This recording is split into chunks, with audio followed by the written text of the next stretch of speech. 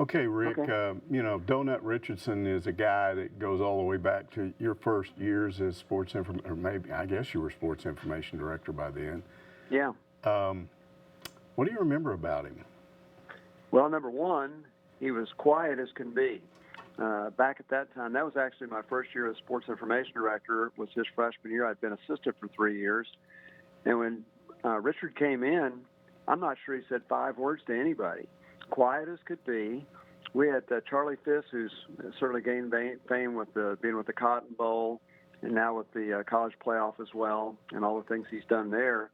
Was working with us at that time, and it was probably his goal for the whole year to get some kind of interview out of Richard, and he just couldn't get it done. Richard would smile at him, and he had this just wonderful smile. It just made you feel great to look at him smile, but he just didn't say much. And but he came in as a starter. He started at nose guard. In 1979, we were coming off of 2 really good years under Lou Holtz, and in '79, we ended up winning 10 games, going to the Sugar Bowl.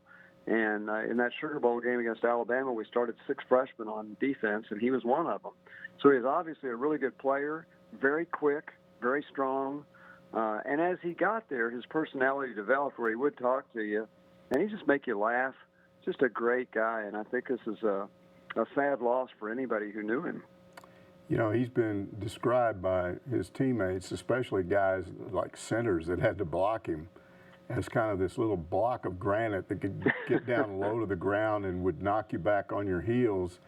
And he was savage. I mean, he really attacked. He was a disruptor. Just what do you remember about the way he played? Well, think about it. He was a nose guard in the Southwest Conference, which at that time was a very, very good league, and he was about 5'10". And we might have listed him at 5'11". I'm not sure we listed him, but that's about what he was. And so you think about some of the great offensive linemen that he was going up against. Even back then, offensive lines were in the 250, 260 range, and Richard was probably 230, but he was so quick. He'd get around you, and he was strong. He'd push you backwards too. It's very tough to block. Leverage is everything in blocking and in tackling, and you couldn't get any leverage on him whatsoever. So I can see why some of even Arkansas's offensive linemen would have remembered that, because in practice they probably had a hard time blocking him too. You know, that Sugar Bowl team, which ended up losing to Alabama, which is no disgrace. What do you remember about that team and his role on that team? Well, the thing was, it's really interesting because Lou Holtz inherited a great team. He came in '77. He had most of the players who had taken Arkansas to the Cotton Bowl in 1975, or many of them, and just had 2 great years, '77 and '78, with Frank Broyles' leftover talent.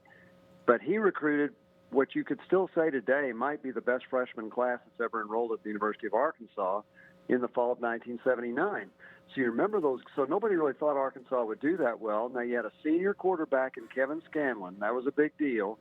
But Gary Anderson was a freshman. Billy Ray Smith was a freshman.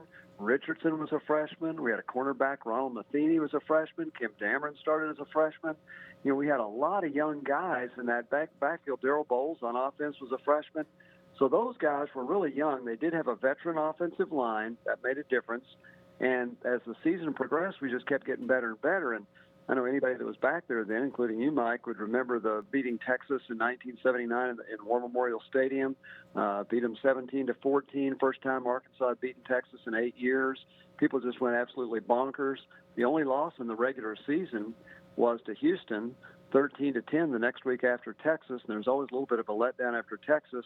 And actually, Ishwar Donis had kicked 16 straight field goals and tried to kick a field goal on the last play of the game to tie it, and it was blocked.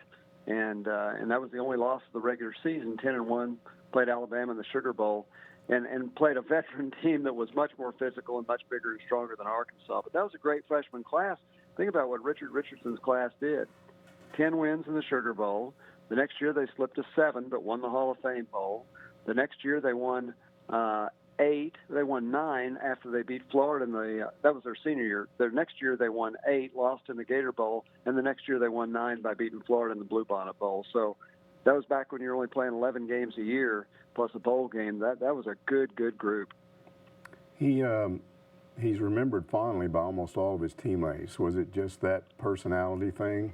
Infectious. Yeah, he'd make you laugh.